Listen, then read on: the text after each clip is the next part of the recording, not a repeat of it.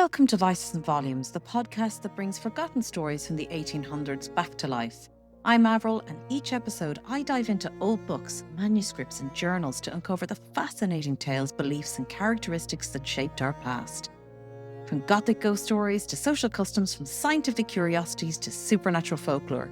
If it's tucked away in these pages of history, I'm going to find it and I'm going to share it with you. Before we begin, please note that this episode is about witch trials and may contain some accounts of torture, systematic persecution and violence that some listeners may find distressing. Listener discretion is advised. In our previous episode, we explored how legal systems across Europe and America were systematically corrupted to serve a supernatural prosecution.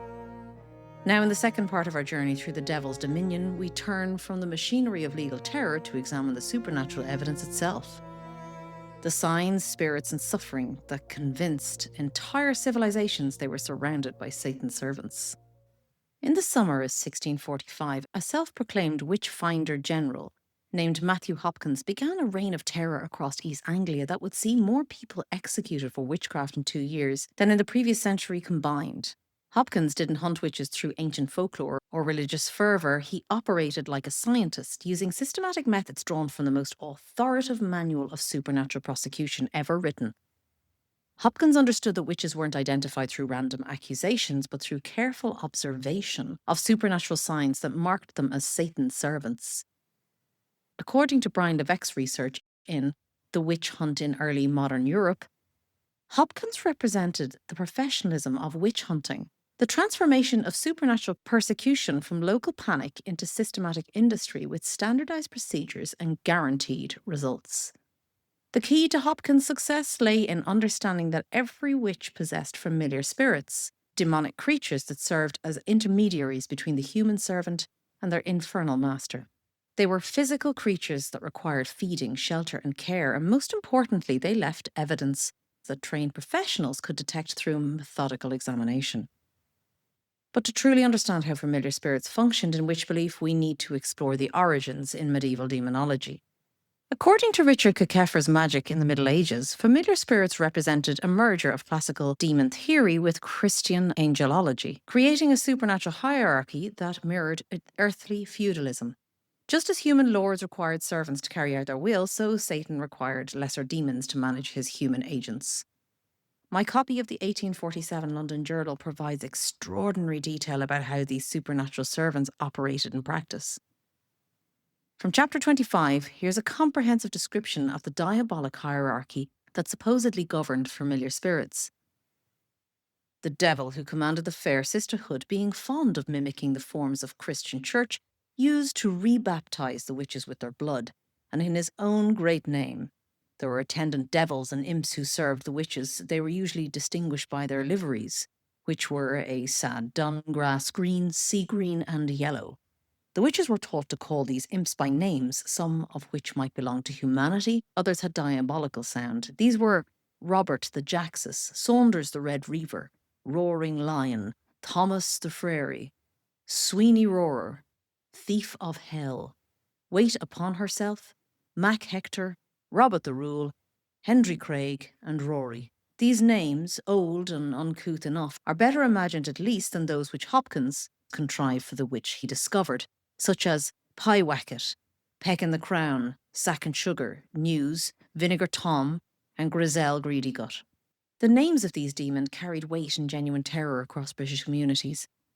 But notice how Hopkins discovered these spirits bore names that almost sounded comical. Pyewacket, Grizel Greedygut. This wasn't accidental, but reflected Hopkins' understanding that familiar spirits needed to seem both supernatural and domestic, otherworldly enough to inspire fear, English witch prosecution. According to James Sharp's Instruments of Darkness, this concept was uniquely English. Continental European witch beliefs focused on sexual relationships between witches and demons, but English law required evidence of ongoing material conspiracy. Feeding familiars provided exactly this evidence through physical marks that could be found on any human body. Hopkins claimed that these witches possessed supernatural nipples, additional teats beyond the normal 2 that allowed familiar spirits to suckle blood from the human partners. These witch marks could be located anywhere on the body and were supposedly insensitive to pain. Professional witchfinders like Hopkins carried specialised equipment to test suspected marks. Retractable needles, pins of varying lengths, and instruments designed to apply precise pressure to different areas of the skin. The examination process was both intimate and degrading. Suspected witches were stripped naked and subjected to minute physical inspection by male examiners who claimed religious authority to violate every boundary of modesty and privacy. Any unusual mark, moles, birthmarks, scars, skin tags, or natural variations in pigmentation could be interpreted as evidence of diabolic nursing relationship. But physical examination was only the beginning. Hopkins understood that familiar spirits were living creatures with specific needs and behaviours. They required shelter, responded to calls, and demonstrated supernatural knowledge that proved their diabolic nature. The process of detecting these creatures involved careful observation, strategic questioning, and systematic sleep deprivation designed to break down the subject's resistance to supernatural revelation. From his documented cases, Hopkins developed a standard procedure for familiar detection. Suspects were placed in cells under constant surveillance, denied sleep for days at a time, and forced to walk continuously until exhaustion made them vulnerable to hallucination. When physical and mental resistance collapsed, the accused would be seeing things that weren't there. Shadows that moved independently, sounds without sources, creatures that appeared and disappeared with supernatural speed. These drug-free hallucinations, induced through systematic torture disguised as investigation, proved exactly the evidence Hopkins needed. When suspects reported seeing strange animals in their cells, Hopkins interpreted this as proof that familiar spirits had come to comfort their human partners.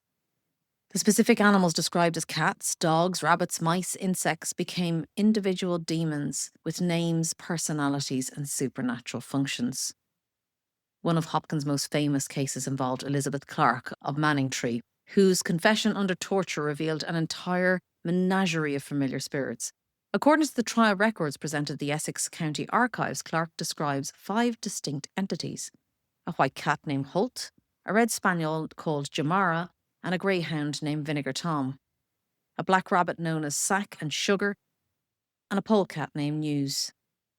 Each familiar supposedly had a specific supernatural function. Holt the cat could cause illness in humans. Jamara, the spaniel, could kill livestock. Vinegar Tom, the greyhound, could travel great distances instantly to carry messages. Sack and Sugar, the rabbit, could spy on enemies undetected. And News, the polecat, could contaminate food and water supplies. The diversity reflected Hopkins' understanding that effective supernatural prosecution required detailed explanation on how diabolic conspiracy actually worked in practice. These demonic creatures demanded constant care: blood drawn from pricked fingers, milk stolen from neighbours' cows, bread saved from meagre meals, and beer shared in secret ceremonies. Familiars established residence in barns, cellars, and hidden corners where they could be fed without detection. When called by name, they would appear instantly, their supernatural speed providing their otherworldly nature to anyone who witnessed such manifestations. The words that summons these creatures carry power beyond ordinary speech. Chapter 26, the journal preserves this terrifying incantation used to curse innocent children. Isabel Goody's comrades devoted the male children of Laird of Park to wasting illness by the following lines, placing at the same time in 5 figures composed of clay mixed with paste to represent the object. We put this water amongst this meal for long divining and ill heal. We put it into the fire to burn them up, stuck and stour, to burn them up, limb and lyre, that they be burned with our will, like any stickle in a kiln. Notice how this wasn't a mere collection of threatening words. Its spell demanded precise ritual actions performed in specific sequence: water mixed with meal, clay figures moulded to represent victims, fire applied when speaking the rhymed curse. The rhyme itself created memorable formulas that distinguished supernatural speech from ordinary conversation, making the words themselves into weapons that could kill from a distance. Beyond incantations lay an entire arsenal of supernatural abilities that marked the possessors as Satan's servants. The ability to predict future events, knowledge of secrets that should be impossible to know, influence over weather patterns, and the power to heal or harm through touch. All this became evidence of diabolic conspiracy when displayed by someone already under suspicion. The familiar images of a witch's cauldron bubbling were related to the mysteries and fears surrounding women who possess knowledge of herbs, chemicals, and healing arts. In many cases, the same plants can cure or kill depending on the dosage and preparation. Women known for healing skills understood this delicate balance, but sadly for them, people were quick to fear what they did not understand. In the case of Lady Fowlis, though, they were right to be frightened. It seems that she possessed knowledge of potion making, and she assembled known witches to brew concoctions so potent that a page who merely tasted one preparation immediately fell violently ill. She seemed to possess genuine knowledge of toxic substances, perhaps belladonna, henbane, or mercury compounds that were readily available, yet deadly in the wrong hands. The journal describes her poison-making activities in chapter 20. Lady Fowlis, if the indictment had a syllable of truth, carried on her practices with the least possible disguise. She assembled persons of the lowest orders, stamped with the infamous celebrity as witches, and besides making pictures or models in clay by which she hoped to bewitch Robert Morono and Lady Ballinagown, they brewed upon one occasion poison so strong that the page tasting it immediately took to sickness.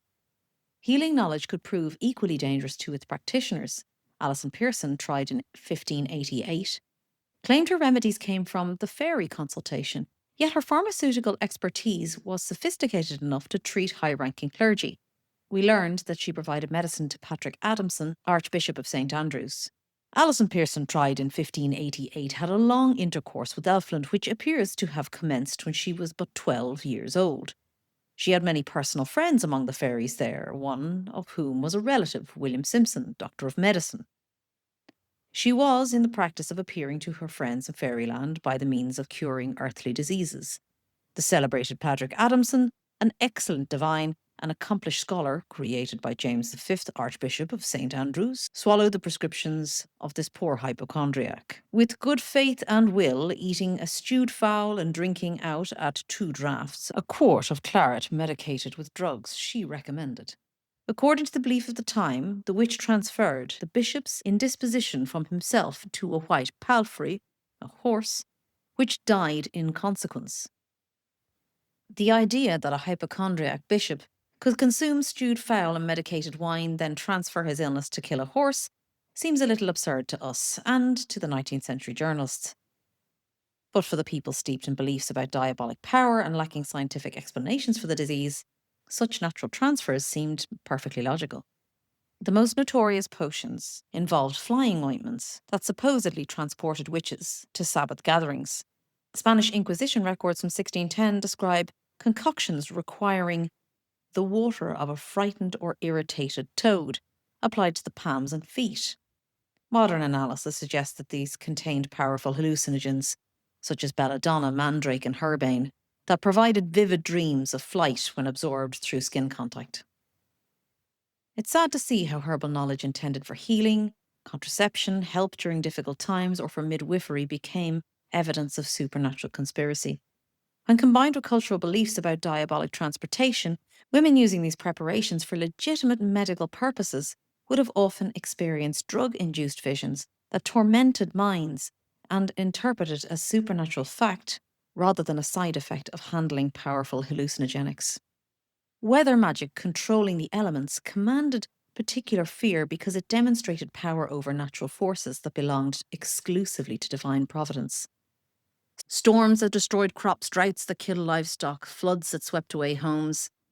When these disasters coincided with conflicts involving suspected witches, supernatural explanations seemed not just plausible, but obvious. Consider how royal misfortune became proof of cosmic conspiracy. From chapter 22, the journal describes weather magic directed against the Scottish crown. It happened that soon after James returns to Scotland, one Glelis Duncan, a servant maid for the extraordinary circumstances that had attended certain cures which she performed, became suspected of witchcraft. Her master questioned her upon the subject, but she would own nothing. Perceiving her obstinacy, as the master took upon himself to own authority to extort confession from her by torture. In this he succeeded, and having related divers particulars of witchcraft of herself, she proceeded to accuse others. the persons she accused were cast into the public prison. One of these, Agnes Sampson, or Samson by name called by the wise wife of Keith, at first resisted the torture, but being more strenuously applied, she, by and by, became extremely communicative. Here we witness how genuine meteorological events merge with existing social tensions to create the perfect conditions for supernatural prosecution. As we know, James's difficult sea voyage provided factual basis for supernatural interpretation, while suspicions about local wise women supplied him targets for blame. Cursing represented the most fundamental supernatural ability attributed to witches. Unlike ordinary anger or threats, these magical words supposedly carried power that guaranteed their fulfillment. Social conflicts followed by predictable patterns, heated argument, verbal threats, subsequent misfortune, then supernatural interpretation, linking cause to effect through the devil's intervention. Effective cursing demanded more than angry words. It required specific ritual procedures that channeled the evil power toward intended targets. From chapter 20, witness how ritualized cursing escalated into conspiracy charges. Her curses never failed to produce the desired effect. The poor wretches had been but a short time in prison when information was given that a meeting of witches was held on Good Friday at Malkin's Tower, the habitation of Elizabeth Device, to the number of 20 persons, to consult how, by infernal machinations, to kill one Covell, an officer, to blow up Lancaster Castle and deliver the prisoners, and to kill another man of the name Lister. The last was effected. The other plans, by some means, we are not told how, were prevented. Individual supernatural harm transformed into evidence of organised diabolic plots involved multiple witches working together to accomplish large-scale destruction. Personal grudges became cosmic conspiracy once supernatural prosecution gained momentum. Shape-shifting abilities proved another category of evidence that could seal someone's fate. Medieval demonology taught that Satan granted his servants power to assume animal forms for travel, espionage, and mischief. These transformations weren't permanent changes, but temporary shifts that allowed witches to accomplish supernatural tasks. Correlation between animal encounters and human injuries created compelling proof of supernatural transformation. From chapter 26, the journal preserves this extraordinary case. In the year of 1718, a solemn judicial inquiry was made in the shire of Caithness by the sheriff, deputy, local judge, and in the prosecution suffered by William Montgomery, whose life was rendered miserable by the gambols of a legion of cats. The narrative of circumstances given by Mr. Kirkpatrick Sharp's introduction to Law's Memorials. It's a lively and somewhat exaggerated picture of those general tumultuous gatherings of domestic cats, which sometimes so unaccountably disturb the repose of a neighbourhood. The animal, it was complained, gave him no rest, day or night, by their caterwauling and sometimes more hostile proceedings. At length Montgomery, his patience began, entirely exhausted, fell upon the conclave with a broadsword and an axe, and dispersed them with several casualties. The consequence was that 2 old women in the neighbourhood died immediately, and a third lost a leg, which, having been broken by a stroke of a hatchet, withered and dropped off. The timing seemed too perfect to be coincidental. Attacking cats resulted in injured humans miles away. Only diabolic transformation could explain such impossible correlation between separate events. The ability to know secrets, predict events, or influence thoughts from a distance could be interpreted as the devil's intervention. Prophecy became particularly dangerous because it involved supernatural knowledge that seemed to indicate communication with otherworldly sources. Healing abilities created complex challenges because they involved beneficial outcomes achieved through supernatural means. Many accused witches were local healers, where medical knowledge made them valuable community members, until something went wrong. When patients died or treatments failed, previous success could be reinterpreted as evidence that healing had been accomplished through the assistance of evils rather than natural skill. The journal provides this account from chapter 20. Here's how healing abilities were transformed into proof of witchcraft. Sometimes the women were accused of witchcraft were young and did not always use the power for mischievous and malicious purposes. Bessie Dunlop, who was tried in 1576, appears to have used her art for no other purpose than the cure of diseases of the performance of other benevolent acts. accomplishing them through the instrumentality not of Satan or any of his emanations as they are spoken in the later canons of witchcraft, but through the aid of amiable old gentlemen who had the misfortune to be a prisoner among the fairies of Elfland. The passage reveals how even good supernatural abilities could become evidence for conspiracy with the devil. Bessie Dunlop's healing power made her valuable to the community, but the supernatural source of her knowledge made her vulnerable to prosecution when attitudes toward magic changed. The fact that she claimed fairy assistance rather than the devil's aid made no difference to prosecutors who viewed all supernatural abilities as potentially threatening. Now I must turn to the darkest aspects of witch persecution. The torture that transformed innocent people into confessed servants of Satan. The techniques used weren't random cruelty, but carefully designated procedures developed by learned men who understood exactly how to break human resistance, while maintaining the appearance of legitimate investigation. Again, we hear the Malleus Maleficarum providing the intellectual framework for systematic torture through its detailed analysis of how diabolic influence affected human behavior. According to Heinrich Kramer and Jacob Springer's analysis, witches possessed supernatural resistance to pain, and it allowed them to maintain false denials even under extreme physical pressure. This reasoning justified the enhanced interrogation techniques that would have been recognized as torture in other contexts. The manual specifically addressed the problem of extracting confessions from suspects who claimed innocence despite overwhelming evidence of supernatural conspiracy. From the Malleus perspective, such denials proved diabolic influence rather than actual innocence. Satan was protecting his servants by giving them supernatural endurance that allowed them to resist righteous interrogation. Scottish interrogation techniques, documented extensively in Julian Goodair's research, represent some of the most systematic torture procedures ever developed for supernatural prosecution. The boots, iron devices that enclose feet and legs, could be tightened gradually to crush bones, while allowing interrogants to control the pace of suffering.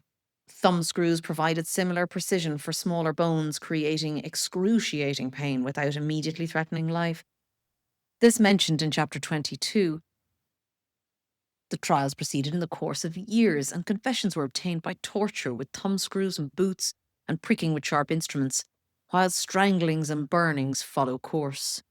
Sleep deprivation represented a more subtle but equally effective technique that exploited the psychological effects of exhaustion to create vulnerability to supernatural suggestion. Suspects were forced to remain awake for days, causing hallucinations and disorientation, making them susceptible to suggestions about supernatural experiences that they might not otherwise have accepted. In chapter 21 on systematic torture mentions, many were tortured by being tied neck and heels together till they confessed whatever was suggested to them. It is remarkable, however, that not one persisted in her confession at the place of execution. The walking torture combined the sleep deprivation with physical exhaustion through forced continuous movement around a prison cell. Suspects were made to walk for hours without rest while interrogators asked repeated questions about supernatural activities. The combination of exhaustion, disorientation, and constant pressure eventually broke down resistance.